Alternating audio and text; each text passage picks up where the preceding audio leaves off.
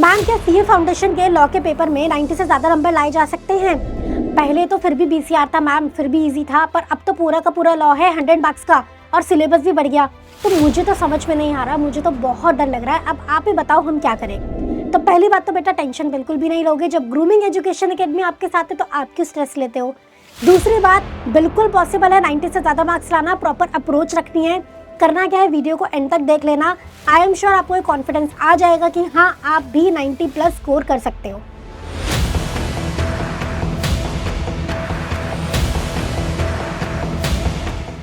सबसे पहले हम बिजनेस लॉ सब्जेक्ट को समझ लेते हैं, चैप्टर वाइज वेटेज डिस्कस करते हैं थोड़ी सी। करना क्या है बेटा, देखो आपको 7 चैप्टर्स कवर करने हैं इस सब्जेक्ट में।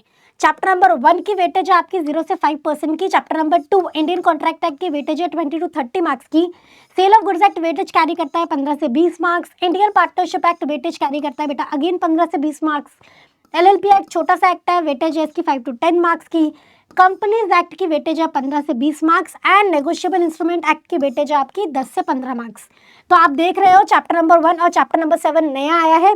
पहले 5 चैप्टर होते थे, अब 7 चैप्टर्स हो गए। क्लियर। तो ये है आपकी चैप्टर वाइज वेटेज। अब आपको करना क्या है, आपको ये अप्रोच फॉलो करनी है अगर आप 90 प्लस टारगेट कर रहे हो तो।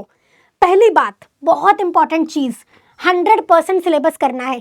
मैम इंपॉर्टेंट बता दो, कौन सा टॉपिक करें, ये सब नहीं करना, पूरा सिलेबस करना है बेटा। सीए में सब कुछ इंपॉर्टेंट होता है और अगर आप मुझसे पूछोगे तो कुछ भी इंपॉर्टेंट नहीं है, सब पढ़ के जाना है, सोचो ही मत। 100% सिलेबस करो। दिसंबर 23 में क्या हुआ था देखा था ना, पूरा ऑफ ट्रैक पेपर आया था। तो आपके साथ ऐसा ना हो इसलिए रिस्क बिल्कुल भी नहीं लेने का है, 100% सिलेबस करके जाना है। पर हाँ, फोकस पहले आपका होना चाहिए हाई वेटेज वाले चैप्टर्स पे। तो मैम हाई वेटेज वाले चैप्टर्स, जी बिल्कुल, हाई वेटेज चैप्टर्स में आपके कवर होते हैं ये chapters. Indian contract act, companies act, negotiable या सेल ऑफ गुड्स एक्ट में से कोई एक कर लो, इंडियन पार्टनरशिप एक्ट। इतना कर लोगे 65 से 85% मार्क्स की आपकी तैयारी हो जाएगी। बाकी के चैप्टर्स भी करने हैं, पहले इनको अच्छे से कर लो उसके बाद। क्लियर। रिपीट कर रही हूँ मैं, सारे चैप्टर्स करने हैं, छोड़ना कोई भी नहीं है, बहुत टाइम है अभी आपके पास। क्लियर, ये सारे आपको करने हैं। करना कैसे है, आप कॉन्सेप्ट समझोगे, आप क्वेश्चंस प्रैक्टिस करोगे, मॉड्यूल के क्वेश्चन भी करोगे, आरटीपी एमटीपी के क्वेश्चंस भी करोगे, पास्ट ईयर पेपर्स भी करोगे। अब या तो आप अलग अलग कंटेंट अलग अलग जगह से लेके आओ, आईसीआई मॉड्यूल खोलो वहां से क्वेश्चंस करो, आरटीपी खोलो वहां से क्वेश्चंस करो, एमटीपी खोलो वहां से क्वेश्चंस करो। या आपके पास एक और तरीका है जिससे आपका बहुत टाइम भी सेव होगा एंड पढ़ाई भी इफेक्टिव होगी। आप ये पीपी बुक ले सकते हो बच्चों, परफेक्ट प्रैक्टिस बुक आप लोग ले सकते हो। कंसाइज फॉर्म में बुक अवेलेबल है, 160 पेजेस में पूरा लॉ कवर्ड है। और इतना कर लोगे ना तो आराम से आपका टारगेट अचीव होने वाला है। इतना कंसाइज फॉर्म में मैटर अवेलेबल है कि एग्जांपल मैं आपको दूं तो सेल ऑफ गुड्स एक्ट जो कि आपका 4 यूनिट्स में कवर है, वो इस बुक में सिर्फ 30 पेजेस में कवर्ड है।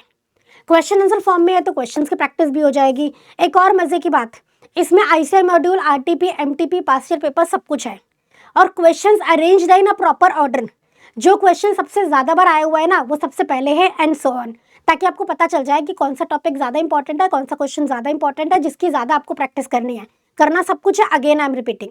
तो ये बुक आप ले सकते हो हमारे सीए फाउंडेशन 9.0 कोर्स के साथ, या अलग से आप अगर खाली लॉ का कोर्स लेते हो तब भी आपको ये बुक मिलेगी। ठीक है, लिंक आपको डिस्क्रिप्शन बॉक्स में मिल जाएगा, वहां से आप हमारे कोर्स को ऑर्डर कर सकते हो।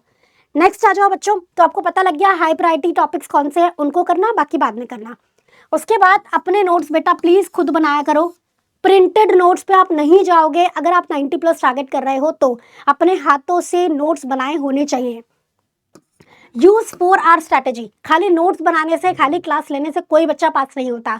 You have to use this 4R strategy, बड़ी दमदार स्ट्रैटेजी है। क्या है इसमें, 4R आपको फॉलो करने हैं, रीड, रिपीट, रिवाइज, रिकॉल। सबसे पहले कॉन्सेप्ट समझो, कॉन्सेप्ट को रिपीट करो। रिपीट कैसे करोगे बेटा, राइटिंग प्रैक्टिस करके, लिख लिख के, बोल बोल के नहीं। फिर आप रिवाइज करोगे, एक दिन बना लो जिस दिन आपको पिछले दिनों का सारा टॉपिक करना है। जैसे आप ले सकते हो कि वीकेंड पे आपको पूरी वीक का टॉपिक रिवाइज करना है। उसके बाद आपको रिकॉल स्ट्रैटेजी करनी है। रिकॉल स्ट्रैटेजी में क्या करना होता है, खाली पेपर लोगे, पेन लोगे और कोई भी एक टॉपिक अपने माइंड में सोचोगे और उसके बारे में लिखना चालू कर दोगे एंड मैक्सिमम पॉइंट्स रिकॉल करने की कोशिश करोगे, याद करने की कोशिश करोगे। इससे आपका माइंड ट्रेन हो जाएगा एग्जाम में अपीयर होने के लिए और आप अपना पेपर टाइमली कंप्लीट कर पाओगे। ठीक है, तो आपको एक 4R आप इसको नोट डाउन कर लेना, इसको फॉलो करना है। उसके बाद बेटा टेस्ट जरूर देने हैं। बच्चे टेस्ट नहीं देते, पता नहीं क्यों। आप टेस्ट नहीं दोगे तो नंबर कैसे आएंगे बेटा? टाइमली पेपर कैसा पूरा करोगे? टेस्ट नहीं दोगे तो पेपर टाइमली पूरा कर ही नहीं पाओगे, 90+ भूल जाओ। तो टेस्ट देना है। टेस्ट आपको टॉपिक वाइज भी देना है और आपको मॉक टेस्ट पेपर्स भी देने हैं। अब आप टॉपिक वाइज टेस्ट कहाँ से लोगे? तो परफेक्ट एनालाइजर में हमारे में जो कोर्स के साथ मिलेगी, आपको टॉपिक वाइज टेस्ट भी दिया है, मॉक टेस्ट पेपर भी दिया है, अच्छी खासी आपकी प्रैक्टिस हो जाएगी। उसके बाद आपको ये टारगेट करना है कि आप टाइमली अपना सिलेबस एक बार पूरा कर लो। ऐसा नहीं है कि मैं आ गया और आप पढ़ाई कर रहे हो, नहीं। आपको मिड अप्रैल तक अपना सारा सिलेबस पूरा करना है। अब तो आपके एग्जाम की डेट आ गई ना, 20 तारीख से एग्जाम है, तो मिड अप्रैल तक एक बार कम से कम सिलेबस हो जाना चाहिए, ताकि आपके पास 2 महीने रहे रिवीजन के लिए। क्लियर? तो ये सारी बातें आप अपने पास नोट डाउन कर लेंगे।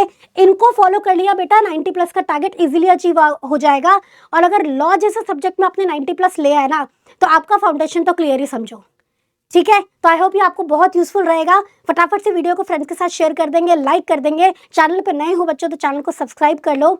आज के सेशन हम यही एंड करते हैं, मिलते हैं नेक्स्ट सेशन में। थैंक यू सो मच बच्चों, जय श्री श्याम।